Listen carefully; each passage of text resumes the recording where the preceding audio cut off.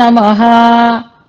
శ్రీరంగసింహగిరిదేశికపాదసేవా ప్రాప్తాఖిల ద్రవిడవేదరహస్యజాతम् శ్రీగౌతమాన్వయజమాశ్రితభాగధేయం గోపాలదేశికమహం శరణం ప్రపద్యే.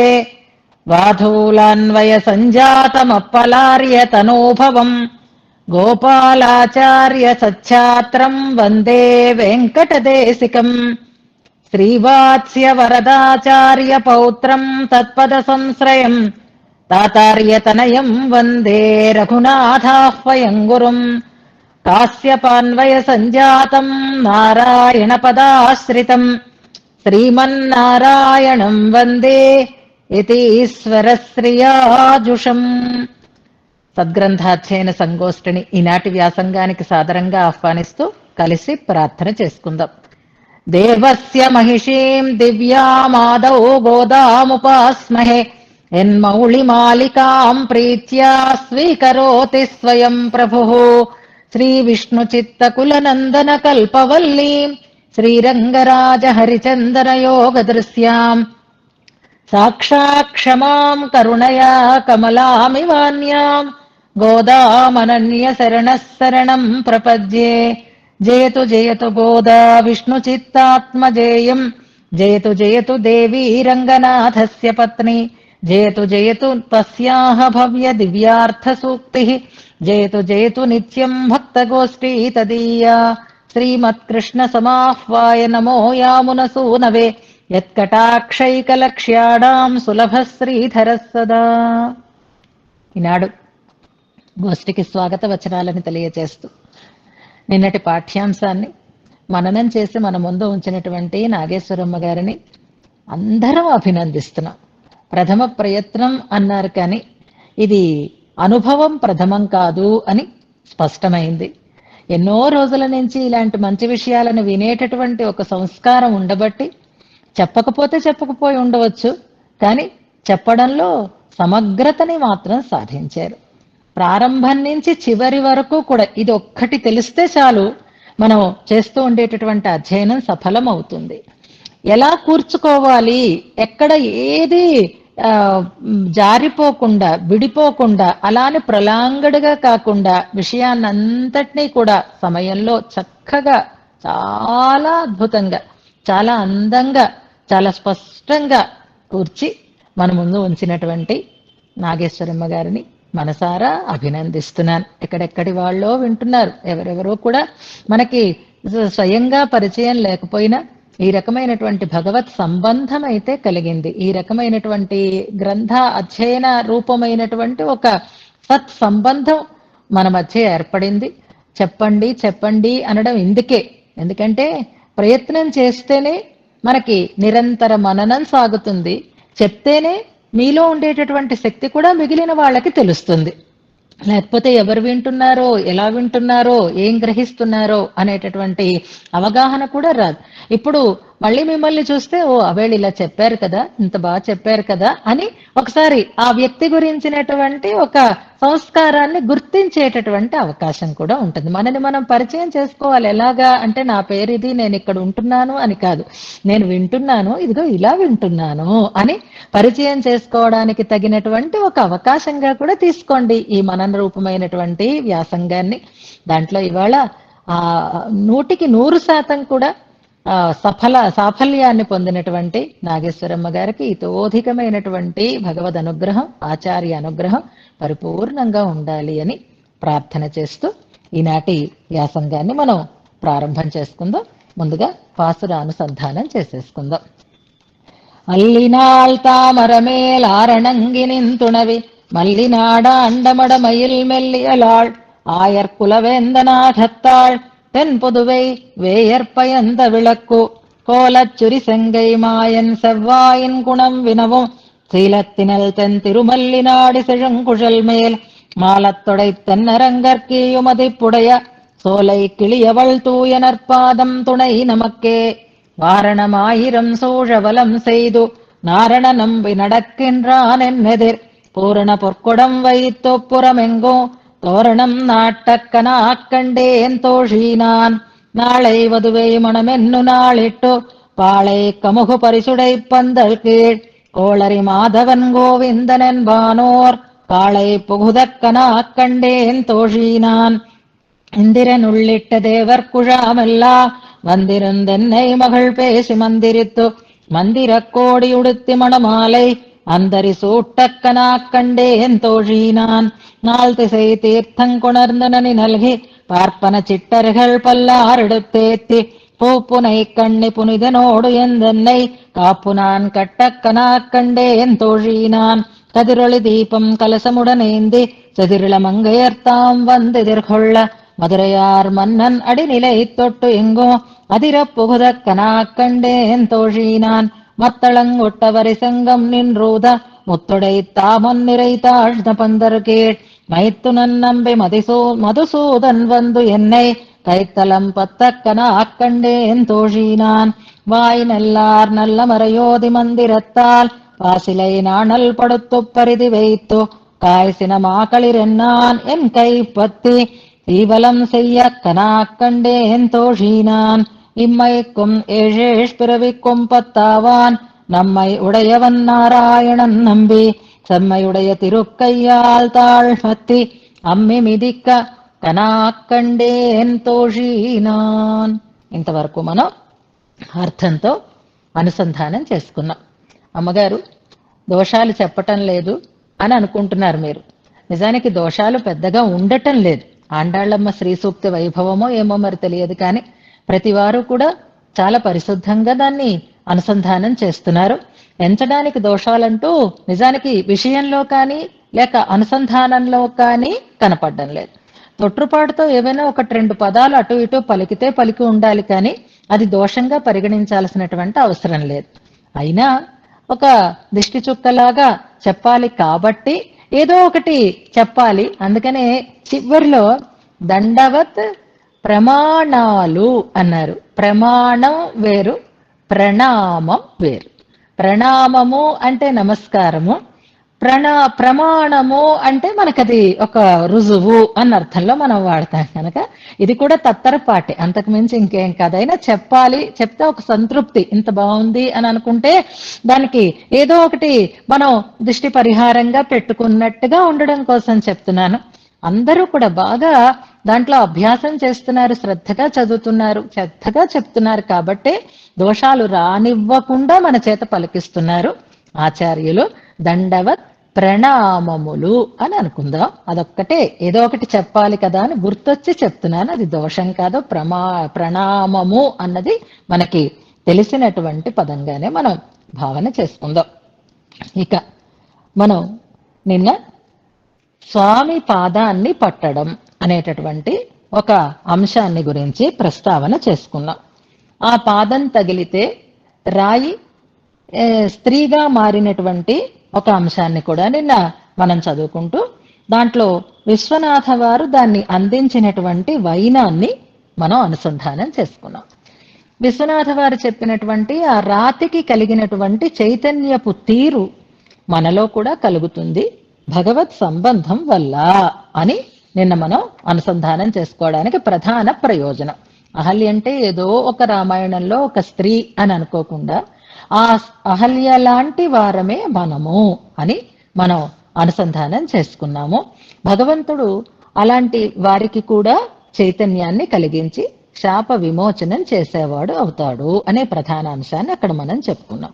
అంటే మనలో చైతన్యం కలగడం రాతిలో చైతన్యం రావడం లాంటిది అనుకోవడం కోసం రాతికి ఏ రకమైనటువంటి ఇంద్రియ పాటవము ఉండదు, కానీ స్పర్శ తెలిసింది, ఘ్రాణం ఆఘ్రాణించింది, వింది, చూసింది అంటూ చెప్పిన క్రమానికి ఆ పద్యాన్ని మనం అనుసంధానం చేసుకున్నాం నిన్న.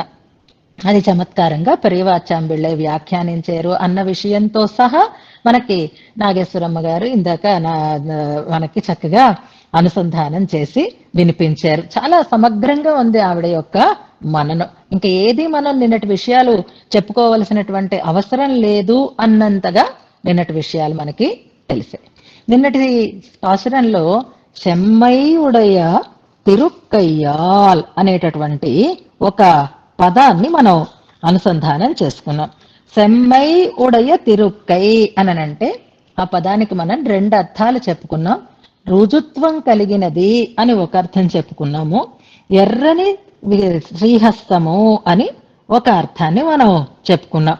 అంటే అది ఎర్రని శ్రీహస్తము అని అంటే అందమైనటువంటి శ్రీహస్తము అని మనం అనుకోవాలి. దానికి మనం తిరుప్పావైలో సెంకణ్ అనే ఆండాళ్ళమ్మ వారి ప్రయోగాన్నే గుర్తు చేసుకున్నాం. అంగణ్మాన్యాలతు అనేటటువంటి పాశురంలో సెంకణ్ అనేటటువంటి పదప్రయోగం అమ్మవారు చేస్తారు, అందమైన కన్ను. అలాగే సెంకై అని అందమైనటువంటి ఎర్రనైనటువంటి చెయ్యి అని అనుకున్నాం. చాలా రోజులే మనం ప్రాక్టీస్ చేసుకోవటం లేదు. అంటే ఇంతకు ముందు చెప్పుకున్న వాటిని గురించినటువంటి ఒక అభ్యాసం మనం చేసుకోవటం లేదు. ఇవాళ నేను ఒక టాస్క్ ఇస్తాను, తర్వాత ఇంకో విషయం చెప్తాను, ఈలోగా మీరు దాన్ని పరిపూర్ణం చేద్దరు. గాని రుజుత్వం ఉంది అనేది మనం చెప్పుకున్నాము, అది పక్కకు పెడదాం. అందమైన చెయ్యి, ఎర్రనైన చెయ్యి. నిన్న మనకి వరదరాజస్తవం గురించి ఝాన్సీ కూడా ప్రస్తావన చేసింది. నీలమేఘ నిభం అన్న శ్లోకం అమ్మగారు చెప్తే అయ్యో ఇది మనం చదువుకున్నాము అని సంతోషం కలిగింది అని అన్నారు కదా. అలాగే వరదరాజస్తవంలో స్వామి శ్రీహస్తాలని గురించినటువంటి వర్ణన మనకుంది. ఆ వర్ణనలో ఆ చేతికి ఎరుపు రంగు ఉంది అని తెలియచేసేటటువంటి శ్లోకము వచ్చింది. ఆ ఎరుపు రంగు ఎందువల్ల కలిగింది అనేటటువంటి ప్రశ్న కలిగిన శ్లోకం కూడా ఉంది. ఈలోగా ఆ శ్లోకాలను మీరు గమనించండి. ఆ ఎరుపు రంగు బహుశా దీనివల్ల అయిందా అని ఒక 3 ఆప్షన్స్ ఇస్తారు. అలాగే ఎరుపుతో కూడినటువంటి ఆ అంగుళులు, ఆ ఎర్రటి చిగురు లాంటి అనేటటువంటి అర్థంతో 3 ఉపమానాలతో స్వామి యొక్క శ్రీహస్తాలని పోల్చి చెప్తారు. చెయ్యి, ఆ చేతికి ఉండేటటువంటి అంగుళులు, వాటిని గురించి చెప్తారు. అది గుర్తించగలరేమో చూడండి. శ్రీహస్త వర్ణనలో 3 శ్లోకాలు ఉంటాయి మనకి. ఆ 3ంటిని గుర్తించి నంబర్ పెట్టండి. తర్వాత మనం వాటి గురించి అనుసంధానం చేసుకుందాం. అలాగే గుడ్ వచ్చేసింది. 45, 46, 47 శ్లోకాలు అని పెట్టారు. మిగిలిన వాళ్ళు దాన్ని కన్ఫర్మ్ చేయండి, అది కరెక్టా కాదా అనే దాన్ని మనం చెప్పుకోవాలి. అంటే 45 కాదు, దానికంటే ముందు ఉంది చూడండి. సాలీయా విటపా ఇవ తాలీయా ఇవ విటపాహ 44వ శ్లోకం మనకి వరదరాజస్తవంలో ఉంటుంది, గమనించండి. 44, 45, 46 వర్ణన. తర్వాత ఆ చేతులతో పట్టుకున్నటువంటి శంఖచక్రాల గురించినటువంటి వర్ణన మనకు అందులో కనిపిస్తుంది.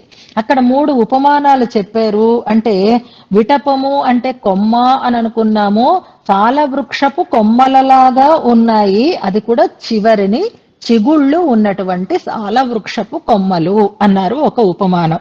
కల్లోలా ఇవ జలధేహే అగ్రాహ అన్నారు. అంటే సముద్రపు తరంగాలు ఎగిసిపడుతున్నాయి, అవి చివరిలను పగడాలతో కూడినటువంటి అనడంలో పగడం కాని పల్లవం కాని, అలాగే భోగీంద్రాయివ ఫణామణిద్ర వక్త్రాహ అన్నారు. అది పాము పక్క పడగలు, అవి ఎర్రటి రత్నాలతో కూడినటువంటి అని 3 ఉదాహరణలు చెప్పారు. కాబట్టి మనకి ఎరుపుతనం కలిగినటువంటి శ్రీహస్తము అన్న చోట ఈ వర్ణనని గుర్తుపెట్టుకోవాలి. చదివేసుకున్నామని కాకుండా ఎప్పుడు ఏ అవసరం వచ్చినా స్వామి శ్రీహస్తాన్ని గురించినటువంటి వర్ణనలే మనం ఎలా చదువుకున్నామనేది జ్ఞాపకం చేసుకోవాలి. తర్వాత ఎందుకు ఎరుపు రంగు వచ్చింది, ఆ అరచేతులు ఎందుకు ఎర్రపడ్డాయి అనడానికి ఒక 3 ఆప్షన్స్ అందులో ఉంటాయి. రింఖాతో వ్రజ సదన అంగణేషు అనేటటువంటి ఒక శ్లోకం ఉంది చూడండి. అక్కడ వ్రజసదనంలో అంటే రేపల్లెలో ఉండేటటువంటి మట్టి ఇళ్లలో ఆయన పాకేడు, అలా చేతులు వేసి పాకడం వల్ల చేతులు ఎర్రపడ్డాయా అని ఒక క్వశ్చన్ వేస్తారు. గోయష్టి గ్రహణ వశాన్నో గోపగోష్ఠ్యా, ఆవుల్ని తోలుకోవడం కోసం వెళ్ళేవాడు కాబట్టి ఆ కర్రని, ముళ్ళు కర్రని పట్టుకొని ఉన్నాడు కనుక ఎర్రపడ్డాయి అంటారు. ఆలంబాత్ హయనయ సూత్ర తోత్రయోర్వా అంటారు. ఆ రథానికి సారథ్యం వహించాడు కాబట్టి ఆ తోత్రాన్ని పట్టుకోవటం వల్ల, సూత్రాన్ని తోత్రాన్ని పట్టుకోవటం వల్ల అని మనం అక్కడ చాలా బాగా చెప్పుకున్నాం. పాణీనాం వరద తవ అరుణత్వం ఆసీత్ అంటారు. ఈ చేతులకి ఎరుపుతనం అందుకల్లా వచ్చింది స్వామి అని అడుగుతారు చూసారా. ఇక్కడ సెమ్మయుడయ తిరుక్కయ్యాల్ అన్న చోట ఆ భావనని మనం ఒకసారి జ్ఞాపకం చేసుకుందాం. అలాగే ఆండాళ్ళమ్మవారు నిన్న కోరుకున్నది ఏది, నిన్న చెప్పినది ఏది అంటే ఆ సంబంధం ఈ జన్మకే కాదు 7 జన్మలకే కూడా కలిగినటువంటి ఉండేటటువంటి సంబంధం అని, భగవద్విషయకమైనటువంటి అనుభవం ఉంటే జన్మ కోరతగినదే అని అనుకున్నాం. అక్కడ నమ్మాళ్వార్లు చెప్పినటువంటి ఒక పాశురాన్ని మనం చెప్పుకుందాము అని అన్నాను. నిన్న మనకి సమయం లేకపోయింది. ఆ పాశురాన్ని గురించినటువంటి ప్రస్తావన చేస్తాను. ఇది మనం అహల్యగా మనం శాపగ్రస్తులమై ఉన్నాము అనుకున్న మనకి ఇది చాలా అద్భుతంగా అన్వయం అవుతుంది. అంతేకాకుండా 7 జన్మలలోనూ ఆనందం మనకి కలుగుతుంది భగవత్ సంబంధం ఉంటే అనే దానికి ఇది మనకి అన్వయం అవుతుంది. ఈ పాశురం 9వ పత్తులో 1వ దశకంలో 3వ పాశురం 7వ పాశురం అని అనుకుంటున్నాను నేను. 9వ పత్తు అంటే శతకం 9వ శతకం, 1వ దశకం 7వ పాశురం. తిరువాయుముడి ఉంటే ఒకసారి చూసుకోండి. ఆ 9వ దశకానికి ముందు ఉండే 8వ దశకంలో చివరి పాశురం, చివరి దశకం నెడుమార్కడిమై అనేటటువంటి దశకం. అంటే భాగవత ప్రావణ్యాన్ని చెప్పేటటువంటి దశకం. భాగవతోత్తములకి మనం దాసులమైతే సరిపోతుంది అని నమ్మాళ్వార్ల అనుసంధానం జరుగుతుంది. ఆ భాగవత దాస్యాన్ని చెప్పిన తర్వాత 9వ పత్తు ప్రారంభం అవుతుంది. అప్పుడు ఏం చెప్తారు అంటే ఆభాస బంధువులెవరు బంధువులు కారు, వాళ్ళు అవసరం కోసం మన చుట్టూ చేరతారు. మనం ఉజ్జీవించాలి అంటే భగవంతుణ్ణి మాత్రమే పట్టుకోవాలి. కొండ పెండీర్ మక్కళుత్తార్ అనేటటువంటి పాశురంతో ఆ దశకం మనకి ప్రారంభం అవుతుంది. తొండరోమాయ్ ఉయ్యలెల్లాల్ ఇల్లై కండేర్ తుణయే అంటూ మొదటి పాశురంలో చెప్తారు. ఆ భగవంతునికి మనం దాసులమైతే తప్ప ఇంకేమీ మనకి సహాయం లేదు అంటూ ఈ సామాన్య ఈ శారీరకమైనటువంటి బాంధవ్యం కాదు, భగవత్ సంబంధమే మనకి రక్షకము అంటూ ఆ దశకం ప్రారంభమవుతుంది. అందులో 7వ పాశురం ప్రారంభమవుతుంది. నమ్మాళ్వార్ల శైలిని అంటే ఆళ్వార్లందరూ తాము అనుభవిస్తూ చెప్పినా మనకి మంచిని చెప్తున్నట్లుగానే ఉంటుంది. ఆళ్వార్లు ఎన్నో రకాలైనటువంటి అవస్థలని పొంది ఉన్నారు. మీరు వింటున్నారు కదా భగవద్విషయం. అంచేత తాయిమారవస్థ, తోషిమారవస్థ ఇవన్నీ పక్కన పెడితే ఇవి కాకుండా వారు ఆనందిస్తున్నట్టు చెప్తారు, మనకి ఉపదేశిస్తున్నట్టు కూడా చెప్తారు. అలా ఈ దశకంలో ఉపదేశంగా మనకి చెప్తున్నారు, మనతో చెప్తున్నారన్నమాట వారు. అలా చెప్పేటప్పుడు ఎలా ప్రారంభిస్తున్నారో చూసండి. ఆ పాశురం మొత్తం నిల్లై అంటూ ప్రారంభమవుతుంది. పాశురం తర్వాత చదువుదాం. ఆ స్టైల్ ఎలా ఉంటుంది అంటే మరొకటి లేదు అని ప్రారంభం చేస్తున్నారు. ఇదిగో మరొకటి లేదు అన్నారు.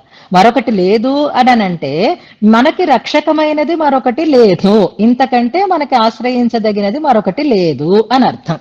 కానీ రోజు ఏదో ఒకటి అందులోది చెప్తారంటే అలా కాకుండా పాఠం మాత్రం చెప్తే సరిపోతుంది కదా అని అబ్జెక్ట్ చేస్తే ఇవాళ ఒక్కరోజే, రేపటి నుంచి ఇంక చెప్పను కదా, ఇది తప్ప ఇంకొకటి చెప్పను కదా అని అనాలి. చెప్తున్న వాళ్ళకు ఉండే ఇబ్బందులు అనమాట. వింటున్న వాళ్ళకి ఎక్కడ విసుగొస్తుందో అనేటటువంటి బెంగ ఉంటుంది, చెప్పే వాళ్ళందరిలోనూ ఉంటుంది.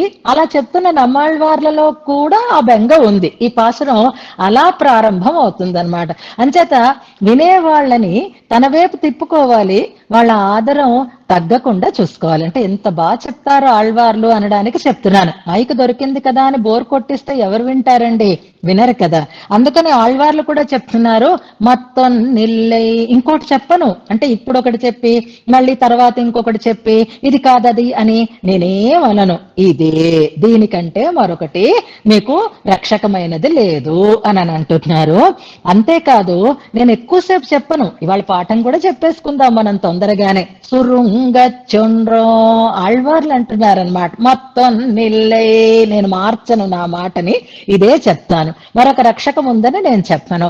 సురుంగచ్చొండ్రో సంగ్రహంగానే చెప్తానర్రా, బెంగపడకండి, ఎక్కువ టైం తీసుకోను కదా అని సంగ్రహంగా చెప్తున్నాను అంటారు. సంగ్రహంగా అని అంటే ఇక్కడ అర్థం సంగ్రహంగా చెప్పాలి, సుగ్రహంగా చెప్పాలి. రెండు పదాలు అంటున్నాను, గమనించండి. మన కరుణ లాంటి వాళ్లే తెలుగులో పండితులు అయిపోతున్నారు అంటే దేనివల్ల? ఇలా వినడం వల్లే కదా. ఈ పదాల ప్రయోగాన్ని మళ్ళీ మనం ప్రయోగిస్తాం కదా.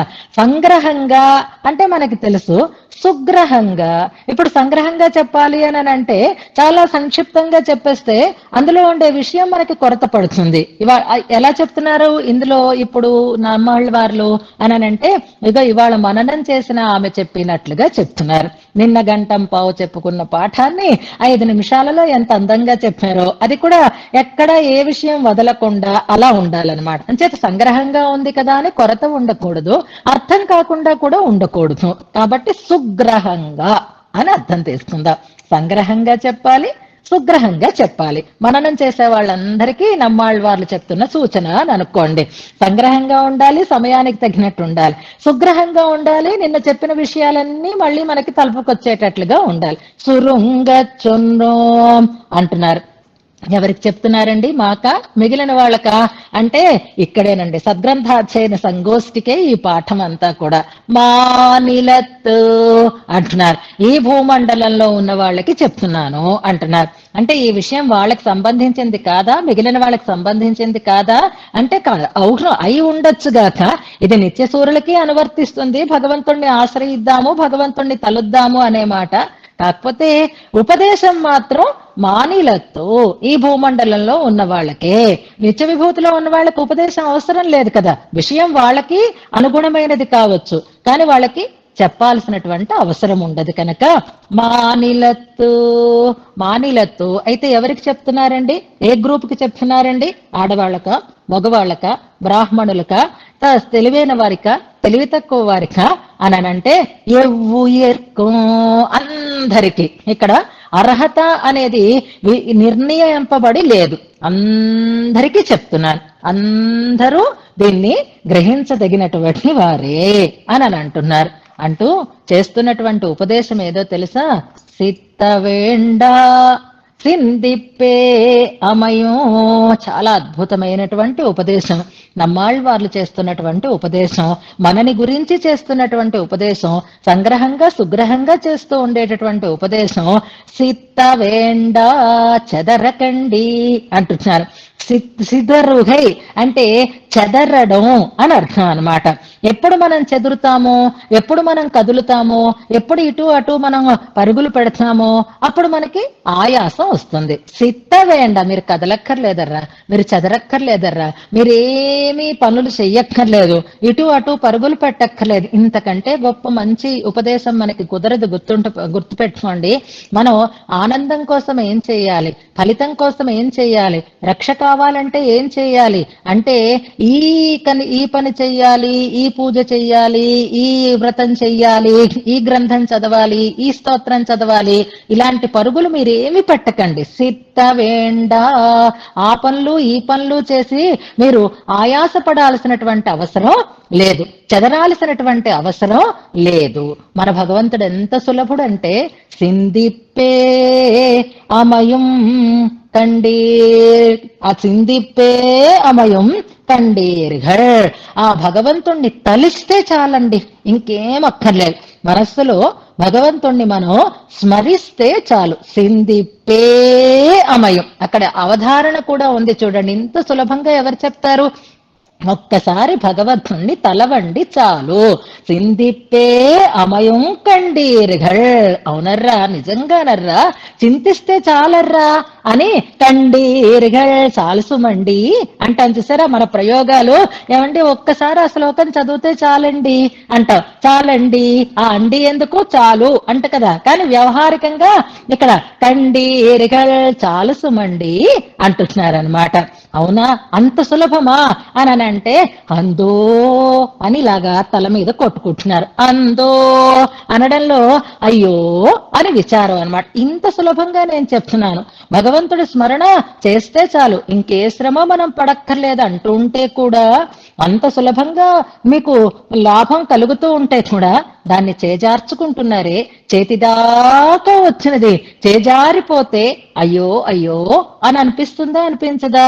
కండీర్ఘల్ అందో అని మనని చూసి విచారిస్తున్నారు నమ్మాళ్ళవార్లు. చాలర్రా, హాయిగా భగవంతుణ్ణి తలవండి అన్నారు. ఇలా మీరు చెప్పారని వినే ఇంతకు ముందు మేము కూడా నమ్మి భగవంతుణ్ణి తలిచామండి, రోజు ప్రాతస్మరణీయం చదువుకుంటున్నామండి, కానీ మా లైఫ్ లో ఏ రకమైన డిఫరెన్స్ రాలేదండి. ఇంకెందుకండి వినడం అని అడుగుతాం కదా, మన అతి తెలివి మనకి ఎక్కువ కదా. అంటే అప్పుడు అంటున్నారు, కుత్తమన్రు కుత్తమన్రు చెప్తున్నారు. ఇదిగో మీతో వచ్చిన గొడవే ఇది. ఇలా అంటారు, వెంటనే మీకు ఫలితం కలపడాలి అని అంటారు. లేదా చిన్నప్పుడు శ్రీకృష్ణుడి చేష్టలని గురించి మనకి వర్ణిస్తూ ఉంటారే, ఆ యశోదాదేవి శ్రీకృష్ణుడిని పాలు తాగడం కోసం, నాన్న పాలు తాగితే జుత్తు పెరుగుతుందిరా అని చెప్పింది. ఆ జుత్తు అంటే ఇష్టం కనుక ఆయన పాలు తాగడానికి సిద్ధపడ్డాడు.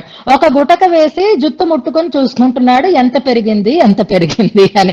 ఇంకా గొంతులోంచి పాలు కిందకి దిగనే లేదు, కానీ జుత్తు పెరిగిందా లేదా అని తడుముకుంటున్నాడు అని ఒక చేష్టని వర్ణిస్తారు. ఇది ఆయన చేసిన చేష్ట కాదు, మనం రోజు చేస్తున్న చేష్టలు ఇవే. ఇంకా ఇక్కడ స్తోత్రానుసంధానం పూర్తి కాదు, మనకేదో ఫోన్ వస్తుంది, మనకేదో మంచి వార్త వస్తుంది, మనం అనుకున్నది అవుతుంది అని ఎదురు చూస్తూ ఉంటాం కదా. అలా జరగకపోయేసరికి దీని మీద విశ్వాసాన్ని కోల్పోతూ ఉంటాం. అలా కోల్పోకండి. కుత్తమన్రు చెప్తున్నారు. ఇప్పుడేం కొంప ములిగిపోయింది అన్నట్టు అనమాట.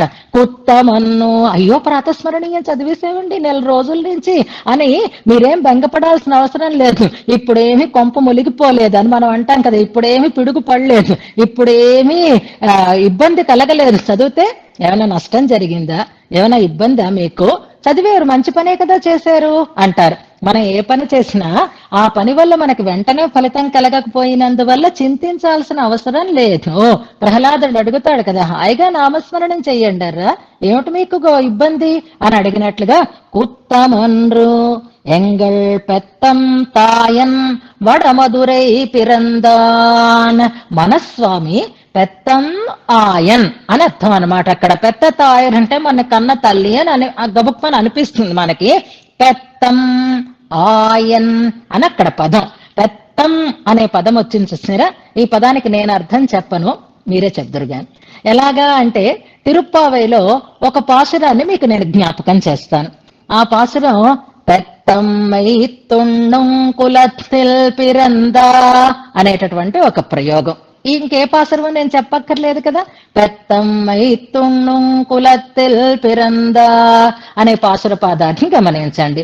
అక్కడ ఏం చెప్తున్నారు ఆండాళ్ తల్లి అంటే, పెత్తం మైతు, వేటిని మేపుతున్నాడు ఆయన, వారు వేటిని మేపుతారు అంటే పశువులని మేపేటటువంటి అని అర్థం కదా. పెత్తం అంటే పశువులు అని అర్థం అన్నమాట. దూడలు లేదా పశువులు అని మనం అర్థం చేసుకోవాలి. అలాంటి పెత్తం వైతుణ్ణం కులత్తిల్ అనేటటువంటి ప్రయోగం దగ్గర ఉండే పదాన్నే ఇక్కడ మనం గుర్తు చేసుకుంటే, పెత్తం అంటే పశువులు అని అర్థం. పెత్తం తాయన, గోవులను మేపేటటువంటి స్వామి, గోపాలుడిగా అవతరించినటువంటి స్వామి ఆయన. వడమధురై పిరందవన, ఆయన పుట్టినది ఎక్కడ అంటే పేదల మధురలో పుట్టాడు. ఇక్కడ పుట్టినప్పుడు అంటే దూడలను మేపేవాడు లేదా పశువులని మేపేవాడు. అక్కడైతే పశువులు అని చెప్పుకోవాలి, ఇక్కడైతే దూడలని మేపేవాడు అని చివరి పాసురంలో సిత్తం సిరుహాలే అనేటటువంటి పాసురంలో ఉండే పద ప్రయోగం జ్ఞాపకం చెప్పుకుందాం. అలాంటి సులభుడైనటువంటి ఆయన కుత్తమిల్ సీర్ కత్తు, కుత్తమిల్ సీర్ కత్తు, అద్భుతమైనటువంటి కళ్యాణ గుణాలని మీరు కత్తు అభ్యసించి అంటున్నారు. అభ్యాసం ఒక్కసారే చెయ్యండి, కానీ ఆనందం మాత్రం ఎప్పుడూ ఉంటుంది సుమండి. వైగల్ వాళ్దల్ కండీర్ గుణమే అంటారు నమ్మాళ్వారు. వైగల్ వాళ్దల్, రోజు ఆనందమే, రోజు సంతోషమే, రోజు అనుభవమే. ఎప్పుడు మీరు నేర్చుకున్నారు? రోజు కాదు, ఒక్కసారి కళ్యాణ గుణాలను మీరు నేర్చుకోండి, వాటిని మీరు స్మరించండి. దానివల్ల మీకు ఆనందం మాత్రం ఎప్పుడూ కలిగేటట్లుగా ఉంటుంది అని అంటారు అందులో. అంచేత ఎత్తైక్కం ఏషేష్పిరవిక్ను అని ప్రయోగంలాగే ఇమ్మైక్కం ఏషేష్పిరవిక్కం పత్తావాన్ అని అందులో ప్రయోగం దేన్ని చెప్తుంది అంటే, మనకేమి శ్రమక్కం లేదు, స్మరణ చాలు, స్వామి కళ్యాణ గుణ అనుభవం చాలు. దానివల్ల మనం ఏమీ ఫలితం లేకపోయినా నష్టమైతే ఏది ఉండదు. ఇంతకంటే పట్టు మరొకటి మనకి లేదు. రోజు ఆనందాన్ని పొందుతాము. అలా ఉండడమే సుమండి గుణం, అలా ఉండడమే మనకి యోగ్యమైనది అని అందులో మనకి తెలియచేస్తారు నమ్మాళ్వార్లు. మిగిలిన ఈ సాంసారికమైనటువంటి లంపటాలు వదలండి, భగవత్ స్మరణ చెయ్యండి అని అందులో మనకి సురుంగ చొన్రోం అంటారు. ఇందులో ప్రధానమైనది ఏది అంటే సిత్తవేండా సిందిప్పే అమయం. మన సంప్రదాయంలో మన పెద్దలు మనకి చెప్పిన మాట ఏది అంటే, అనవసరమైనటువంటి క్రియాకలాపాలతో మీరు శ్రమ పడవలసినటువంటి అవసరం లేదు, భగవంతుణ్ణి తలవండి చాలు, అంతకు మించినటువంటి తరుణోపాయం మనకి మరొకటి ఉండదు అని అన్నారు.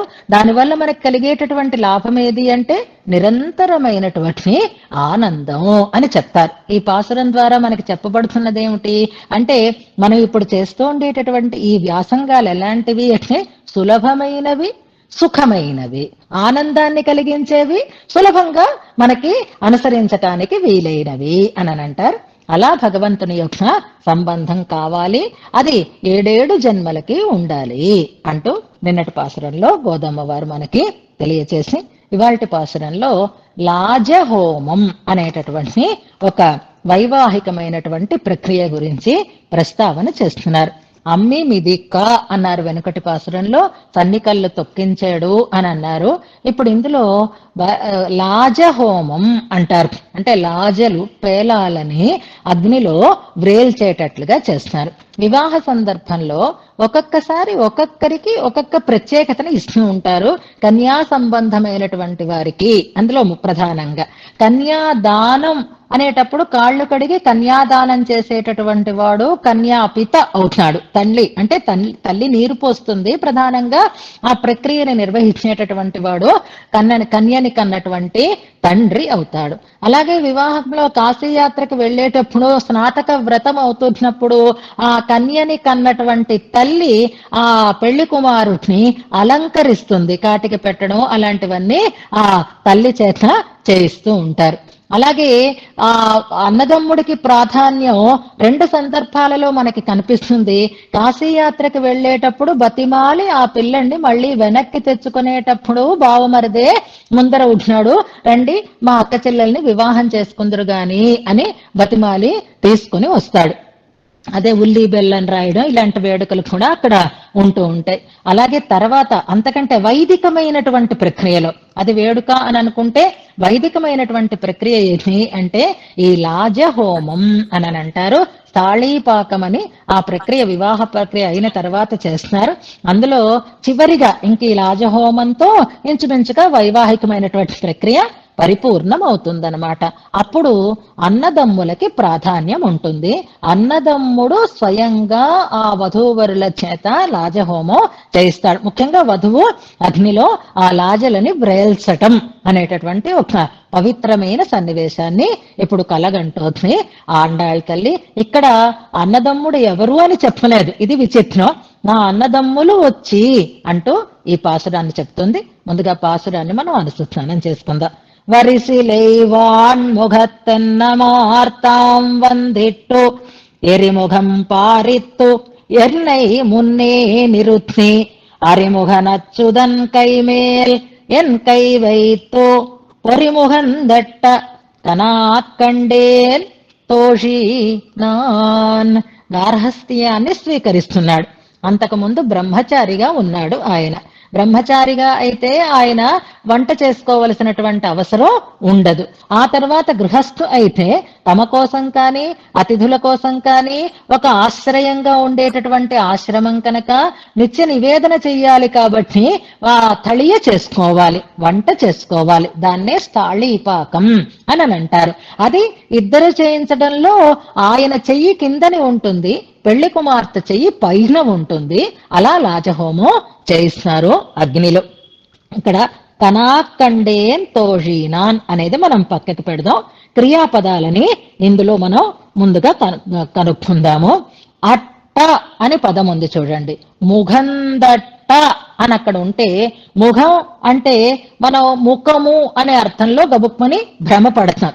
కానీ ఇక్కడ ముఖం అని ముఖాన్ని గురించి చెప్తూ ఉండేటటువంటి పదం కాదు. ఇక్కడ ముఖందు అట్ట అని విడదీసుకోవాలి. చివరి పాదం గమనించండి. ముఖందు అట్ట అని రెండు పదాలు, రెండు ఇంచుమించుగా క్రియాపదాలే అని మనం గుర్తించాలి. మరొకటి వైత్తు అని మూడవ పాదం చివరిలో ఒక పదం ఉంది, అది క్రియాపదమే. రెండవ పాదం చివరిలో కూడా ఇరుత్తి అని ఒక పదం ఉంది, అది క్రియాపదమే. అలాగే మొదటి పాదం చివరిలో వందు ఇట్టు, వందిట్టు అని మనం కలుపుకుంటే అది కూడా ఒక క్రియాపదమే. ఇవి కాకుండా రెండవ పాదంలో మరొక క్రియాపదం ఉంది, పారిత్తు అని ఉంది చూడండి ఒక పదం.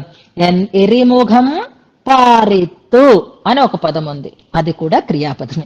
ఎన్ని పనులు జరిగాయో చూడండి.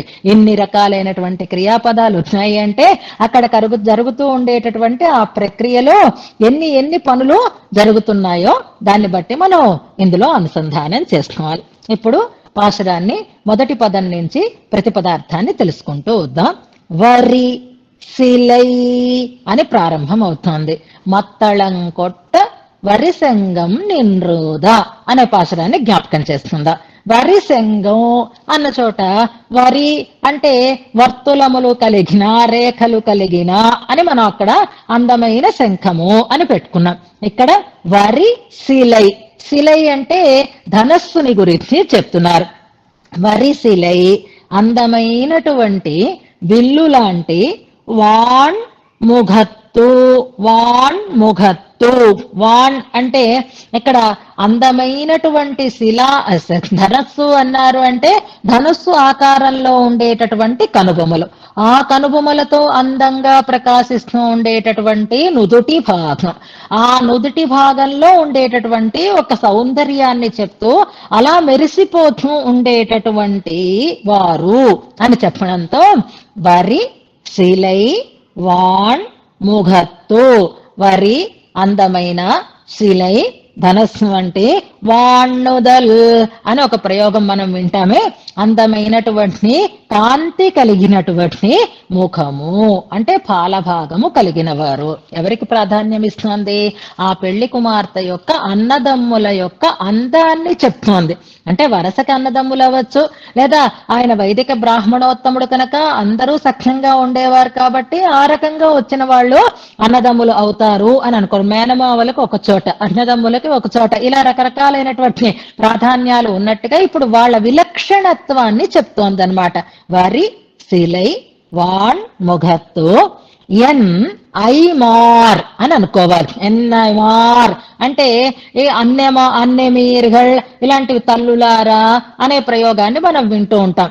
అని ఇక్కడ ఎన్ నా యొక్క ఐమార్ అన్నదమ్ములు అని అర్థం. ఎన్ ఐమార్ మా అన్నదమ్ములు, తాం వందిట్ను వారే వచ్చి అని అర్థం. వారు నా దగ్గరికి వచ్చి, వివాహ వేదిక దగ్గరికి వచ్చి అని అర్థం. వందిట్టు వచ్చి ఒక క్రియాపదానికి మనం అర్థం చెప్పుకున్నాం. ఎరి ముఖం పారిత్తు. ఎరి అంటే అగ్ని అని అర్థం. ఈ అగ్ని అన్నదానికి మనకి ఇంకొక పదం ఎక్కడ ప్రదక్షిణం చేసేటప్పుడు సప్తపది అన్న చోట మనకు వచ్చింది చూడండి. ఏ పదం వచ్చింది? మనం అగ్నికి ప్రదక్షిణం చేసినట్లుగా తల వచ్చింది అని చెప్తుంది అమ్మ. అందులో అగ్ని అనడానికి తీవలం సైదు సైదా అని పదం ఉంటుంది. తీ అంటే అగ్ని అని అర్థం. ఆ అగ్నికే మరొక పదం ఇక్కడ ప్రయోగింపబడుతోంది. ఎరిముఖం తట్ట. ఎరి అంటే అగ్ని అని అర్థం. అక్కడ తి అనే పద ప్రయోగం, ఇక్కడ ఎరి అనేటటువంటి పదం. రెండిటికి అగ్ని అని అర్థం అన్నమాట. ఎరిముఖం అగ్నిముఖంగా, ఎరిముఖం పారిత్తు అంటే అగ్ని మంచిగా ప్రజ్వలించేటట్లుగా చేసి అని అర్థం. అగ్నికి ఎదురుగా నిలబెట్టి, ఆ వేదిక వివాహపు హోమ వేదిక ఉంది కదా, దానికి ఎరిముఖం పారిత్తు. లేక అగ్ని అలా హోమం అవుతోంది, కాస్త అలా తగ్గి ఉంది, దాన్ని మళ్ళీ కాస్త ఎగసన తోసి అని అనుకోవాలి. అంటే అది ఇంకా అగ్ని జ్వాలలో చక్కగా మంచిగా బాగా ప్రకాశవంతంగా వచ్చేటట్లుగా చేసి, ప్రజ్వలింప చేసి అని అనుకోవాలి. ఎరి ముఖం పారిత్తు అగ్నిని చక్కగా ప్రజ్వలింప చేసి, ఎన్నై నన్ను మున్నే నిరుత్ని. ఎన్నై నన్ను మున్నే తమకి ముందు, నిరుత్ని లేదా అగ్నికి ముందు, నిరుత్తి నిలబెట్టి అంటే అలా ఉంచి అని అర్థం అన్నమాట. పెళ్లి కుమార్తెని తీసుకొచ్చారు, ఆ అగ్నికి ఎదురుగా నిలబెట్టారు, ఆ అగ్నిని చక్కగా ప్రజ్వలింపచేశారు. అలా చేస్తున్నటువంటి వాళ్ళు విలక్షణమైనటువంటి మంచి అందమైనటువంటి ముఖములు కలిగినటువంటి ఆ పెళ్లి కుమార్తె యొక్క సోదరులు వచ్చారు అని అంటుంది. ఇప్పుడు ఆమె చేత ఒక ప్రక్రియని చేయించాలి. ఎలాగా, ఏం చేయిస్తున్నారు అంటే ఆరి మోఘన్ అచ్యుదన్ అని రెండు పదాలు ఉంటున్నాయి చూడండి. అరి అంటే హరి అని అర్థం, హరి అంటే సింహము అని అర్థం. నరహరి అని పదం మనం గుర్తుపెట్టుకుంటే హరి అన్న పదానికి మనకి సింహం అనే అర్థం భాషిస్తుంది. హరి అనే దానికి ఎన్నో అర్థాలు ఉన్నాయి, కానీ హరి అంటే సింహము అని గుర్తు రావాలి అంటే మనం ఏ పదాన్ని తలుచుకోవాలి? నరహరి.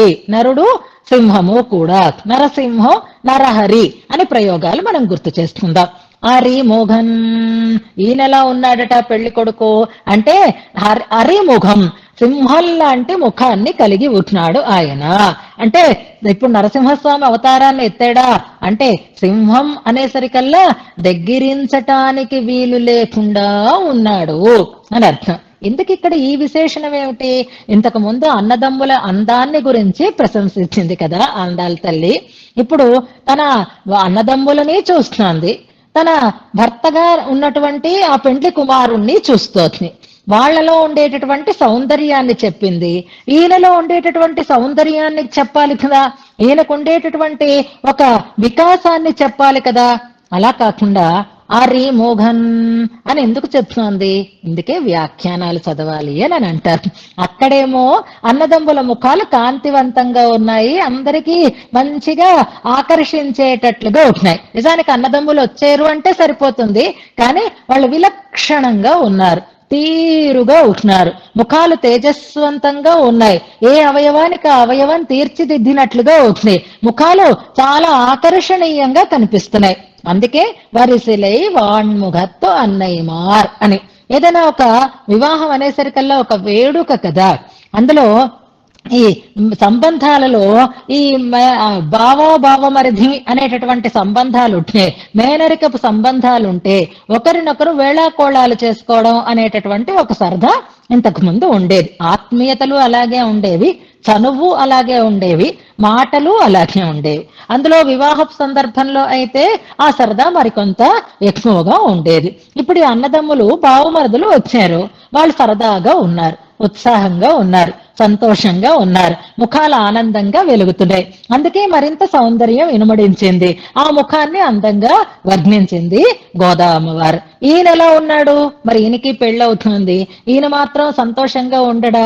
ఈయన ముఖం కూడా అలాగే అందంగా వెలుగుతూ ఉంటున్నాలి కదా అంటే కొంచెం ఈయన జాగ్రత్త పడుతున్నాడు. ఎంచేత అంటే అసలే పెళ్లి సందర్భం, అందరూ వేళాకోళం చేస్తున్నారు, ఆడపెళ్లి వాళ్ళ ఇంట్లో ఉన్నాం మనం, ఈ బావమరుదులకి ఇప్పుడు ప్రధానమైనటువంటి స్థానం వచ్చేది వచ్చింది, ఈ బావమరుదులు వచ్చి చేసేటటువంటి ఒక కార్యక్రమం కూడా వచ్చింది, ఇంకా వీళ్ళు రెచ్చిపోతారు, వీళ్ళు కొంచెం కంట్రోల్లో ఉండాలి అంటే మొహం కొంచెం గంభీరంగా పెట్టుకోవాలి అని అనుకుని ఉంటాడు బహుశా.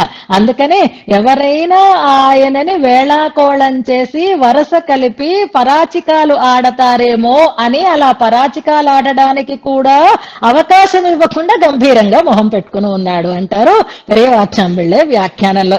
ఈ భావనలే చాలా విలక్షణంగా అనిపిస్తున్నాయి. ఎందుకు ఇక్కడ హరిమోహన్ అంటే, అమ్మో వంటకులిద్దరు ఆయన ఈ పెళ్లి కొడుకు మూడు పాడైపోతుంది, మళ్ళీ మనం ఏం అనద్దులే అని అనిపించేటట్లుగా ఉంటున్నాడు అనమాట.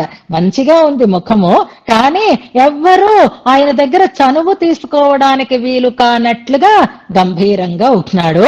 చాలా హుందాగా ఆయన ముఖం ఉంది కాబట్టి హరిముఖన్ అంటోని మొదటి విలక్షణత్వాన్ని చెప్తోంది. ఈ సింహంగా పోల్చడం అనేది మనకి ఇంతకు ముందు ఇంకొక పాసురంలో కూడా వచ్చింది. కోళరి అనేటటువంటి ప్రయోగం. కోళరి అని ఒక చోట చెప్పింది. అది మంచి తేజస్వంతమైనటువంటి సింహం అని అనంది. అక్కడ నడకకి అక్కడ చెప్పింది కోళరి మాధవన్ గోవిందన్ అని. ఆయన పందిట్లోకి నడిచి వచ్చినప్పుడు సింహాన్ని గురించి ప్రస్తావన అక్కడ చేసింది. అప్పుడు చెప్పినట్టే అర్థం ఇక్కడ రాసేయవచ్చు, కానీ సందర్భాన్ని బట్టి కదా వ్యాఖ్యాతలు రాయాలి. అప్పుడైతే సింహగతిలో వచ్చాడు, మంచి హుందాగా నడిచి వచ్చాడు. ఇప్పుడైతే అసలు ఎవరూ తనని పరాచికాలాడడానికి వీలు లేకుండా గంభీరంగా ఉన్నాడు, అంత భయపడేటట్లుగా ఉన్నాడు, దూరంగా ఉండేటట్లుగా ఉన్నాడు అని హరిమోహన్ అని ప్రయోగించారు. అయితే మాత్రం పిల్లని ఇస్తున్నాం కదా, మరి ఇలా మొహం మొద్దులా పెట్టుకుని ఉంటే ఎలాగా, ఎవరితోటి సరదాగా ఉండకపోతే ఎలాగా, ఎవరితోటి కలవకపోతే ఎలాగా, రేపొద్దున వీడు మా అమ్మాయిని ఏం చేస్తున్నాడో ఎలా చూస్తాడో అని అనుకోవడానికి కూడా అవకాశం ఉంటుంది కదా. అందుకని మరీ సీరియస్ గా ఉండకూడదు, మరీ చనువుగా ఉండకూడదు. ఇందాక అయితే కోళరి మాధవన్ గోవిందన్ దగ్గర అయితే ఆయనే అందరినీ పలకరిస్తున్నాడు, ఆయనే అందరితోటి కలిసిపోతున్నాడు అని గోవిందన్ దగ్గర చెప్పుకున్నాం. కానీ ఇప్పుడు బావమరుదులకి మాత్రం ఎక్కడ స్కోప్ ఇవ్వటం లేదు. అలా అని అమ్మాయిని జాగ్రత్తగా చూసుకోవడని అనుకోక్కర్లేదు. అచ్యుతన్, ఆయన పేరే అచ్యుతుడు, చ్యుతి లేని వాడు, చ్యుతి కలగనివ్వని వాడు అని అర్థం. జారిపోకుండా పట్టి ఉంచేటటువంటి వాడు. తన స్థానంలో తాను అలాగే స్థిరంగా ఉంటాడు, తాను పట్టిన వారిని కూడా జారిపోకుండా పట్టుగా అయి ఉంటాడు ఆయన అని. హరిమోహన్ అచ్యుతన్ ఎన్ కైమేల్, అచ్యుతన్ కైమేల్ ఆయన చేతుల మీద ఎన్ కై వైత్ నా చెయ్యి వేయించి, అలా ఆయన చేతి మీద నా చెయ్యి ఉంచేటట్లుగా చేశాడు అన్నారు. ఇప్పుడు గుర్తుపెట్టుకోండి, పాణిగ్రహణం అప్పుడు కూడా మనం రెండు చేతులు కలవడం అనేది చూస్తున్నాం కదా. అప్పుడు ఆయన కైతలం పత్త అని అన్నాము, నా చెయ్యి పట్టుకుంటున్నాడు అంటే. అప్పుడు చేతులు ఎలా ఉంటాయి అంటే ఇద్దరు పక్క పక్కనే ఉంటారు, ఒకరి చేతిని ఒకరిలాగా పట్టుకుని ఉంటున్నాడు అంటే ఆమె అరచెయ్యి ఈయన కుడి చేతిలో ఉండడం అనేది మనం చూస్తాం. సప్తపదులు నడిచేటప్పుడు కూడా ఒకరి చెయ్యి ఒకరు పట్టుకొని నడుస్తూ ఉంటారు. కానీ లాజహోమం దగ్గరికి వచ్చేసరికల్లా ఎలా ఉంటాయి ఆ చేతులు అనంటే, ఇప్పుడు ఆ చేతుల యొక్క పొజిషన్ మనకి తెలియాలి. కైమేల్ ఎన్ కైవైతు అనంది అంతే.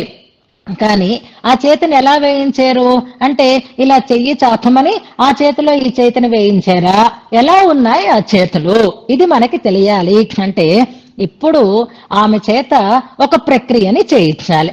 ఆ చేయిస్తున్నది ఏది అంటే పొరి ముగందు అట్ట. గుర్తుపెట్టుకోండి, పొరి అంటే పేలాలు అని అర్థం అనమాట. ఎవరు ధాన్యాలు దాని వల్ల చేసినటువంటి ఒక రకమైనటువంటి ధాన్య విశేషంగా మనం అనుకుందాం లాజలు అంటారు దాన్ని. పొరి ముగందు అట్ట, ఇది గుర్తుపెట్టుకోండి. ముగందు అన్న పదం దగ్గర మనం ఆగుదాం. దీనికి కూడా నేను అర్థం చెప్పను. ఇందాక పెత్తం అనేది మీకు ఎలా తెలిసిందో అలాగే తిరుప్పావైలో ఒక పాసుర పాదాన్ని నేను అనుసంధానం చేస్తాను.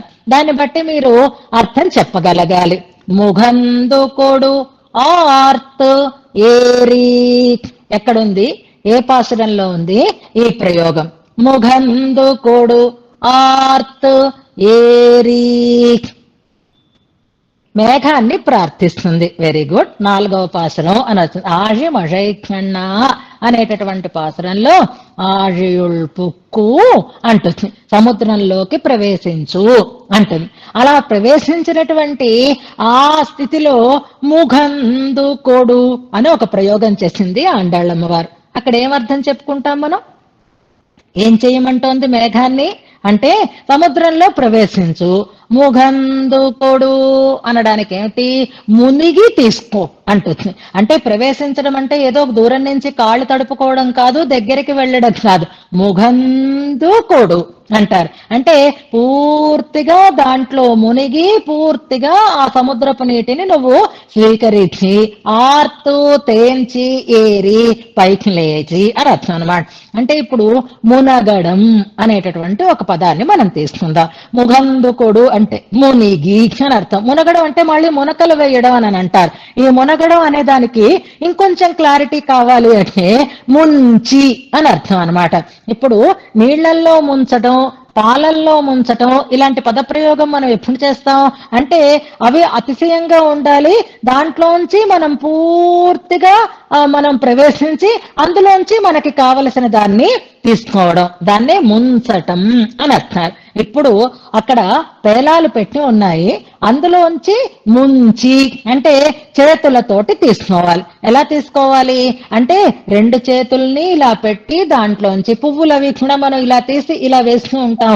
అలాగే ఎక్కువ వస్తువులు ఉంటే వాటిలోంచి మనం దోసిళ్లతో తీసి పోస్తూ ఉంటాం, చూసారా?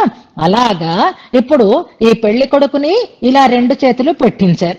ఆ రెండు చేతుల మీద మళ్ళీ పెళ్లి కుమార్తె యొక్క చేతిని పెట్టించారు. పెట్టించి ఇప్పుడు ముఖందు అట్ట అంటే ఇప్పుడు ఆ దోసిలి నిండా లాజలు నింపారు. ఆ దోసిలి ఎవరి మీద ఉంది? పెళ్లి కుమారుడి చేయి కిందని ఉంది, పెళ్లి కుమార్తె చేయి పైన పెట్టించి దాంట్లో నిండుగా లాజలు నింపి ముంచి వాటితో ఆ దోసిలి నింపి అట్ట అంటే వాటిని జల్లగా, వాటిని బ్రేల్చగా అని అర్థం అనమాట. ఆ లాజలని ఎందులో వేయిస్తారు? హోమంలో వేయిస్తారు, అగ్నిలో వేయిస్తారు. అలా చేసినట్లుగా తన కండేంతోషి నానా ఇప్పుడు వాటిని హోమంలో అగ్నిలో సమర్పింపచేస్తారు. ఎలాగా అంటే పెళ్లి కొడుకు చేతిలో పెళ్లి కుమార్తె దోసిలి ఉంచి ఆ పెళ్లి కుమార్తె చేతిని పట్టుకుని వెనక నుంచి అన్నదమ్ముడు వాటిని ఆ లాజలని దీంట్లో హోమంలో వ్రేలుస్తారు. అలాంటి ఒక అందమైనటువంటి సన్నివేశాన్ని ఇప్పుడు తాను అనుభవించినట్లుగా, తనకు అలాగా ఆ ప్రక్రియ నిర్వహింపబడినట్లుగా ఆండాళ్ళవారు ఇందులో ప్రస్తావన చేస్తున్నారు. ఆ వచ్చినటువంటి అన్నదమ్ములు చాలా విలక్షణంగా ఉన్నారు. తనని స్వీకరిస్తూ ఉండేటటువంటి స్వామి కూడా చాలా గంభీరంగా ఉన్నాడు. తాను పట్టినటువంటి చేతిని విడవకుండా ఉండేవాడు అవుతాడు. ఇప్పుడు మనం ఆ సన్నివేశంలో ఏవేవి చూడాలి? ఆండాళ్ళమ్మ వారు ఒక చిన్న పాసురంలో చెప్పేశారు, కానీ ఎంతమందిని మనకి చూపిస్తుందో అర్థం చేసుకోండి. మొట్టమొదట మనం చూడాలి అంటే బాగా ప్రజ్వలిస్తూ ఉండేటటువంటి అగ్ని హోమ వేదికని మనం చూడాలి. ఎర్రిముఖం పారిత్తు అని దాన్ని చక్కగా ప్రజ్వలించేటట్లుగా చూపించింది.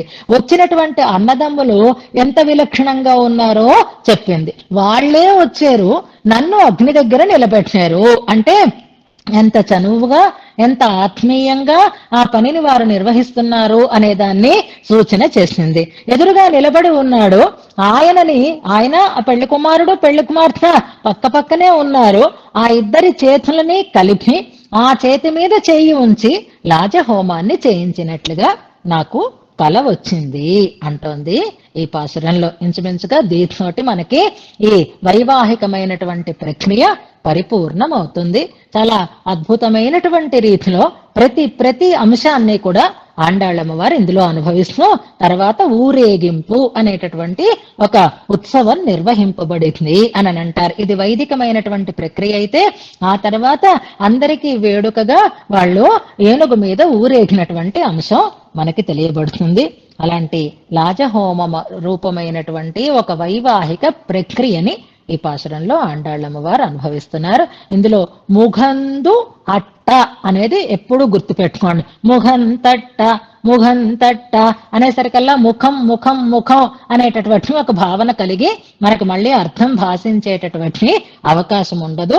ముఖందు అట్ట ముంచి వ్రేల్చగా అని అర్థం అన్నమాట. నింపి వాటిని హోమంలో వ్రేల్చగా అని అలాగే ఐమార్ అంటే అన్నదమ్ములు. ముఖత్ను ఎన్నమార్ అని ఉంది చూసినారా, అక్కడ విడదీసుకోవడం సక్రమంగా విడదీసుకోవాలి. నిత్యానుసంధానం మనం అందుకే అనుసంధానం చేసుకుంటున్నాం, రోజు చదువుకుంటాం. రోజు చదువుకున్నప్పుడు మనకి ఆ పదం గురించినటువంటి ఒక భావన రావాలి, అర్థం